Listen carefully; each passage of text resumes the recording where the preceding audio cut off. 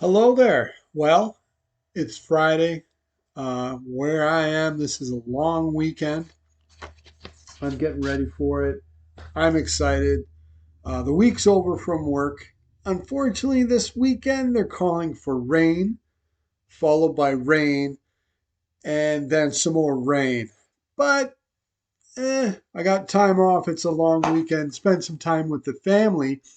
But before I get to all that, we're here in Hawkeye's House of Horrors, and I'm going to bring to you the sequel to Alligator. That is Alligator 2, The Mutation. And I saw this movie again for the third time in my life. And yeah, my thoughts on the film haven't changed at all. And I'm going to share them with you. This is not a steaming pile of garbage that is just so horrible. There are some elements I liked about it, or some things that had some potential, but unfortunately, it didn't follow through. It is certainly, in my opinion, more of like a remake than a sequel. It follows the exact same formula as the original, just has different actors in those same roles. And pretty much everything is done better in the original film. A lot better. Unfortunately, I didn't like this one, but I'm definitely gonna go through things that I did like or thought had potential, as well as performance of the characters. That definitely works the best, perhaps, in this film. The acting isn't horrible with the main actors, anyways. Um, and then I'm definitely going to go into some bad things or things I didn't like about the film, and certainly give you my 2 cents on Alligator 2, The Mutation. Now, this one was directed by John Hess. He had also directed, and I believe it was a couple years before this, he directed Watchers, starring Corey Haim. Um, I saw that a few times as a kid. I liked it, but I saw it not too long ago, perhaps a few months ago, and yeah, I didn't like it. I liked it more than this film, but that's another film he did. So just more or less saying he's got other horror films that he has directed as well. And it was written by Kurt Allen.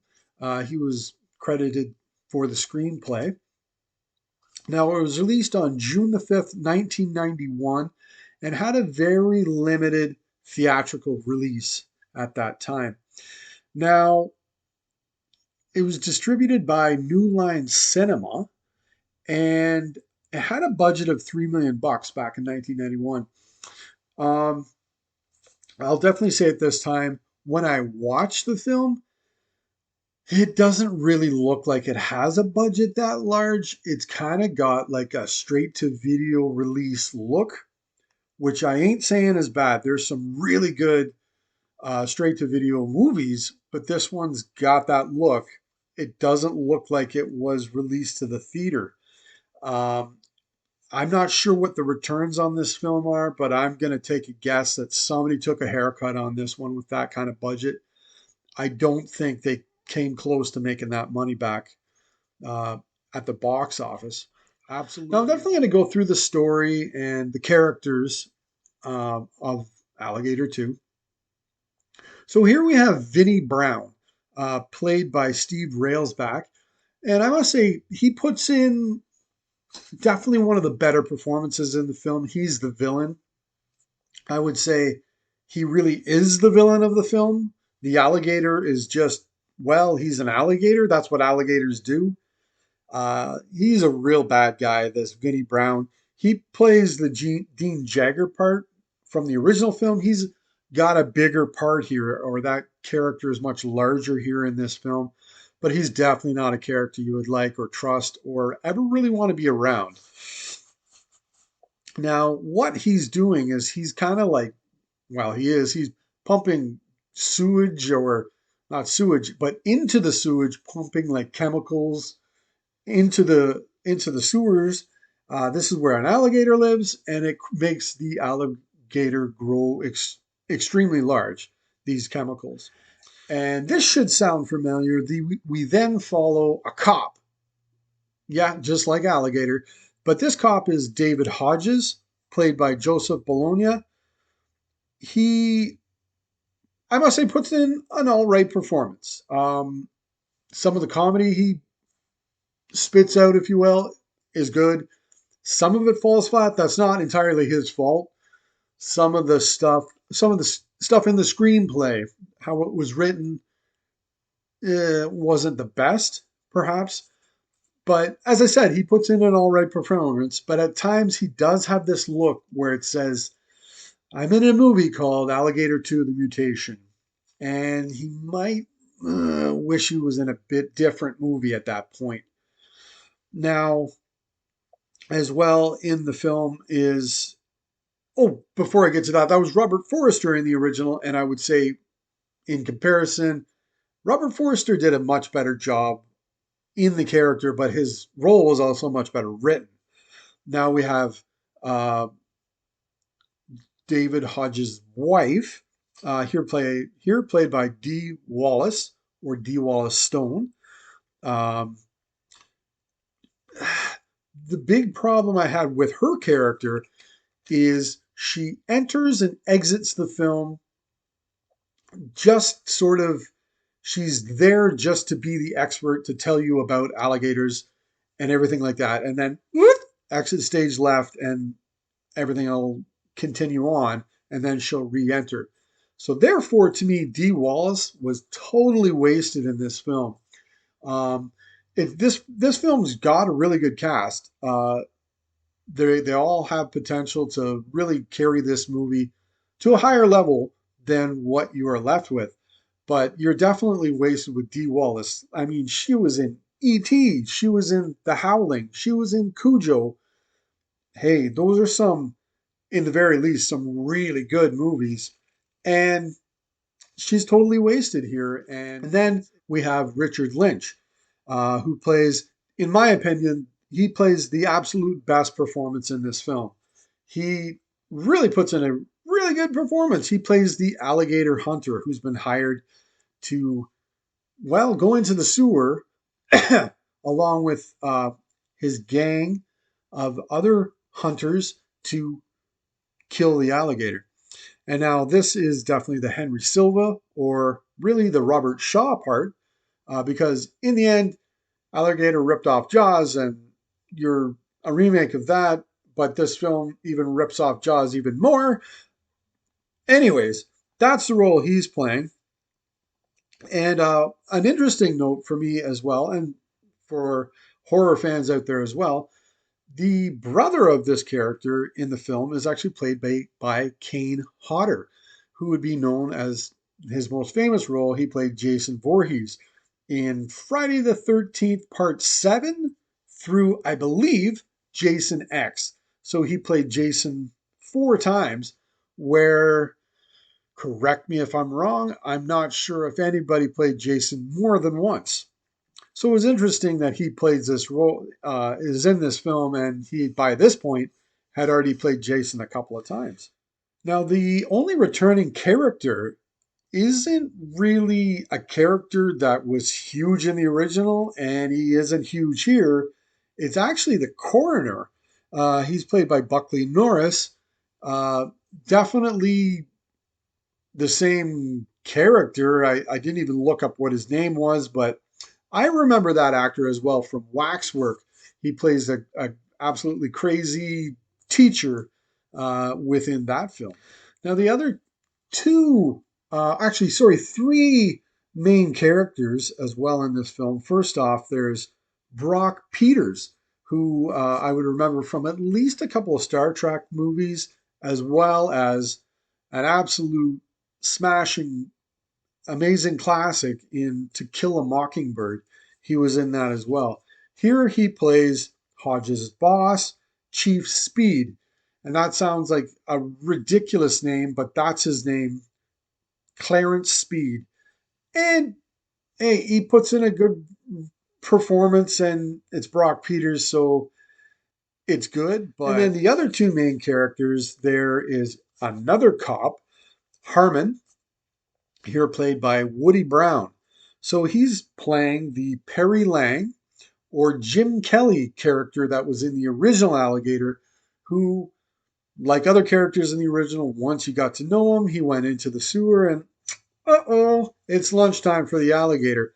But here he doesn't die. He becomes Hodges' partner.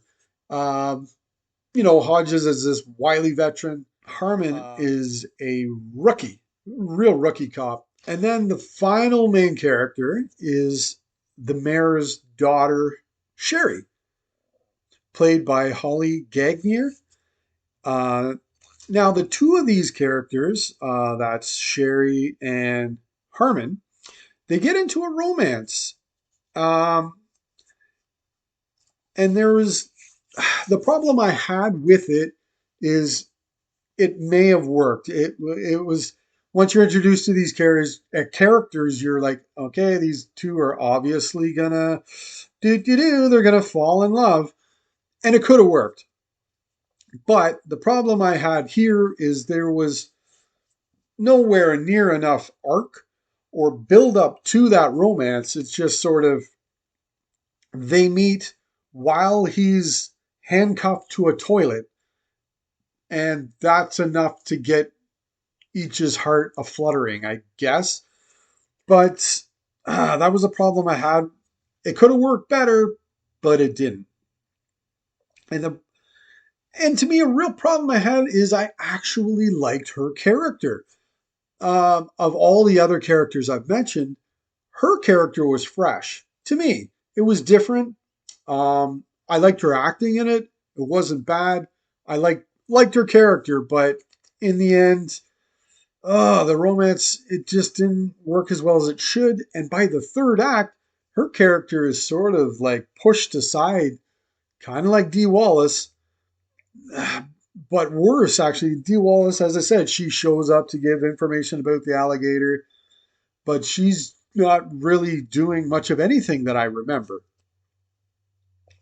Now, one thing I did like mostly is Kurt Allen does infuse some humor into it, much like the original in John Sayles' original script. Um, there are some funny lines, some funny situations. I liked it. They weren't like hilariously laugh out loud moments, but I liked the humor, and it was definitely a plus to the film, or one of the things that worked better than a lot of the other stuff. Now, as I said, there was a budget of $3 million in this film, on this film, and I must say, the effects in this film somehow are worse than the original, and this is 11 years later. The I think there's uh, maybe a couple different times where you see the complete alligator, and it just doesn't work very well. Not saying the original had like spellboundingly amazing effects, but it worked extremely well with the tone of the film. Now, the music to this film was done by Jack Tillar, and I must say, I'm not a big fan of it. Now, at this time, and it certainly started way back in the 70s, that in using a synthesizer for the score of a film. The problem I had with this film, and it's not the only one to do it, there were many others during this time frame. It was a synthesizer, but it's almost like they wanted a symphony to play the music, but they could only afford a synthesizer. It's to say as well, like over synthesized music. I'm not a fan of that really at all, and the music just doesn't work. Doesn't nothing. The only thing that stuck on me was those facts to me, and I wasn't a big fan of it. Now I'm going to go through some things in the film that I didn't like within the direction or the story or the characters of the film, how things are played out. Now, right at the beginning of the film, um, when you're introduced to David Hodges and he wakes up, there is some artificial, absolutely artificial tension created because he wakes up and he believes there's someone in the house. So he grabs his gun and goes downstairs. Um, when I watched this, like from the first time I saw this, I knew there was nobody in the house. I didn't think the house was being broken into. We've just been introduced to this character, and we really don't know absolutely anything about him. Um, so when it all plays out, what he would have done is he may have ended up shooting his wife or his son because there was no intruder in the house. Now, to go along with those two characters as well, the son, he finds what the sound is it's his wife who's made a recording on a tape and left a VHS tape for him to play, and then they wish him a happy birthday, the wife and the son. Now, I have no idea what the point of the son in the story is, um, beyond perhaps making his character more fatherly, but the son is in absolutely no other scenes in the film, and it doesn't really matter from then on if he has a son or not. Um, I think when thinking back on it, it may have been very like a good step to take, perhaps in comparison to what you get. But maybe the son is in a horrible situation against the alligator, and David Hodges has to step in to defeat the alligator and save his son. That would be a much better story than what you're given, which is essentially a retread of the original. Where the film really goes wrong is, to me, in the third act. That's where it just dives off a cliff.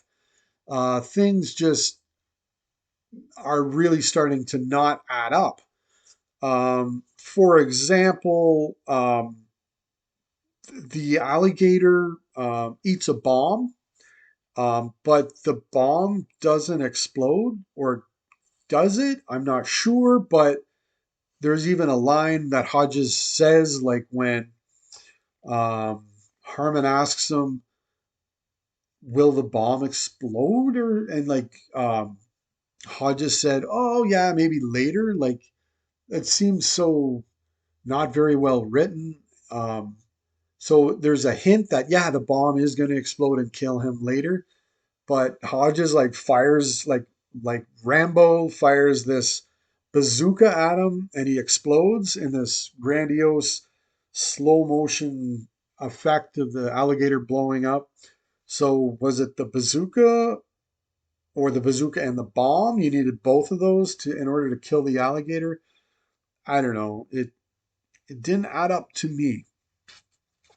As well, at the end of the film, it appears like the sun is setting for 3 hours. There's like that many scenes in which the magic hour is happening, where you have that certain particular light that doesn't last very long. But in this film, it seems like it lasts for 3 hours. And no, that's not how it works.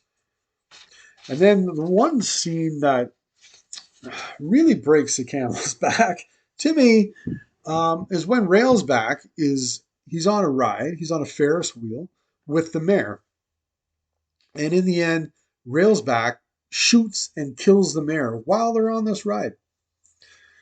The gun is not silenced. I know they're at a fair and it's really loud, so perhaps just maybe nobody heard it, but when you're getting off the ride, so you got to get off the ride, would they not notice that, hey, that's the mayor and he's been shot?